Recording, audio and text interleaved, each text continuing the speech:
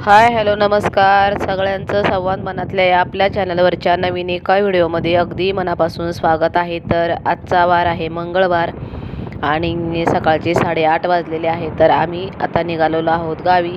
तर अचानक गावी जाण्याचं काय कारण आहे तर ते तुम्हाला पुढे व्हिडिओमध्ये नक्कीच कळेल. तर सकाळ सकाळचा प्रवास लवकर उरकतो तर आम्ही टू व्हीलरवरच चाललो होतो आणि सकाळचं ऊन कवळं ऊन असं छान लागत होतं आणि सकाळी घरातलं सगळं काम आवरून लवकरच आम्ही निघालो होतो कारण खूप लांबचा प्रवास आहे. जवळजवळ 160-170 किलोमीटर अंतर आहे. तर तेवढं अंतर आम्हाला जायचं होतं तर त्यासाठी आम्ही सकाळी लवकरच निघालो होतो. तर बघू शकता छान असा सूर्यवरती आलेला आहे आणि रोडवर काही जास्त गर्दी नव्हती कारण सकाळचा टाईम होता. तर त्यामुळे मग जास्त ट्रॅफिक वगैरे नसतं रोडला. मग त्यामुळे आम्ही लवकरच निघालो होतो घरातून. आणि जसा पुढे जाऊ तसं तुम्हाला मी थोडं व्हिडिओ शेअर करत जाईल. तर भरपूर सारा अंतरावर जायचं आहे. तर काही जास्त व्हिडिओ मी काढणार नाही रोडला कारण गाडीवर जास्त व्हिडिओ काढण्यास पण काढायला पण जास्त हे जमत नाही कारण ट्रॅफिक वगैरे असतं, गाड्या बिड्या येतात कारण हवेने मोबाईल पण हातातला हलू शकतो. तर मग आम्ही थोडंसं पुढं आलो. त्यानंतर आता जवळजवळ आम्ही निम्म अंतर पार करून पुढे आलेलो होतो. सकाळचे आता या ठिकाणी 10:30 वाजलेले होते. 8:30 वाजता आम्ही घरातून निघालो होतो. तर 2 तास झालेले होते. तर खूप थंडी होती आणि मग मी स्कार्फ वगैरे आता काढून इथे बसलेली होती. तर खूप थंडीच होती भरपूर कारण सध्या सगळीकडेच खूप थंडी आहे. आणि मग या ठिकाणी आम्ही नाश्ता वगैरे करण्यासाठी थांबलो होतो. तर ज्यांनी कोणी चॅनलला सबस्क्राईब केलेलं आहे त्यांचे अगदी मनापासून धन्यवाद. आणि प्लीज ज्यांनी चॅनलला सबस्क्राईब केलेले आहे ते तर पुन्हा चॅनलला अनसबस्क्राईबर करत आहेत तर त्यासाठी की तुम्ही प्लीज चॅनलला अनसबस्क्राईब करू नका कारण त्यामुळे काय होतं की चॅनलवर परिणाम होतो.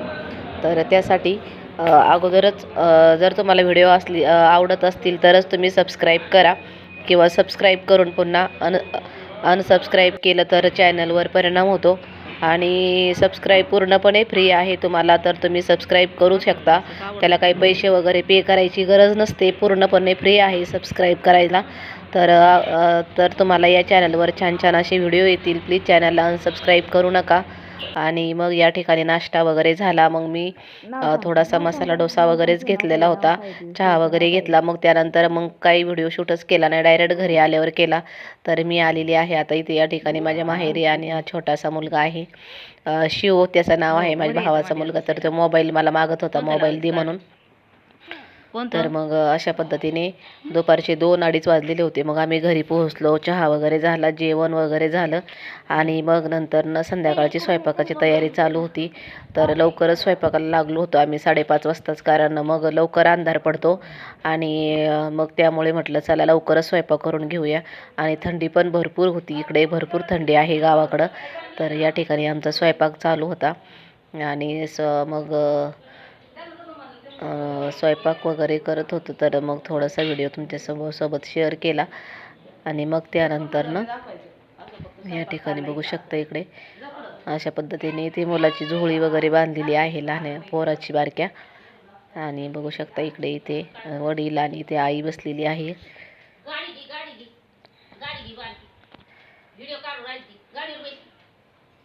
जर तुम्हाला माझ्या चॅनलवर व्हिडिओ आवडत असतील तर प्लीज व्हिडिओला लाईक करा आणि कमेंट करायला विसरू नका. तर मग स्वयंपाक करता तर आम्हाला 8-8:30 वाजून गेले होते. 5:30लाच लागलो होतो पण भरपूर स्वयंपाक करायचा होता. मग त्यामुळे उशीरच झाला स्वयंपाकाला. आणि मग जेवण वगैरे केले आणि आराम केला. आणि आता हा दुसऱ्या दिवशीचा व्हिडिओ आहे. तर आम्ही दुसऱ्या दिवशी ज्या कामासाठी आलो होतो किंवा ज्या कार्यक्रमासाठी आलो होतो तिकडे आम्ही चाललो होतो. तर आमच्या पाहुण्यातले एक रिलेटिव्ह आहेत तर ते एक्सपायर झालेले होते.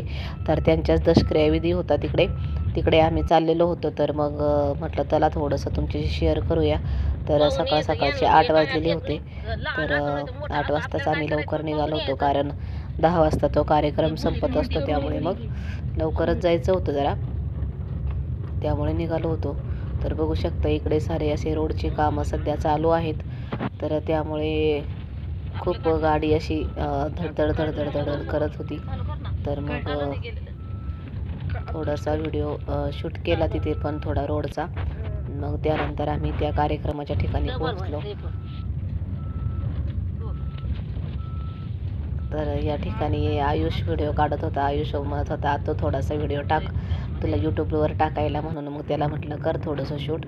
मग तो थोडंसं शूट करत होता. तर आम्हाला ज्या ठिकाणी पोहोचायचं होतं तर त्या ठिकाणी बघू शकता आम्ही त्या गावात आलेलो होतो. सकाळचे 9 वाजलेले होते.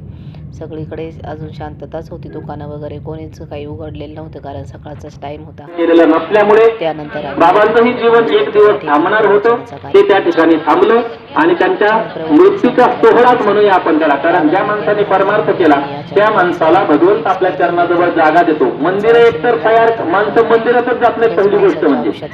आणि ज्या व्यक्तीने मंदिरं बांधली त्या मंदिराची सेवा चालू आहे ते फार मोठ्या पुण्याचं काम आहे. म्हणून बाबांसारखा व्यक्ती समाजामधून जाणं ही एक समाजाची मोठी हानी असते.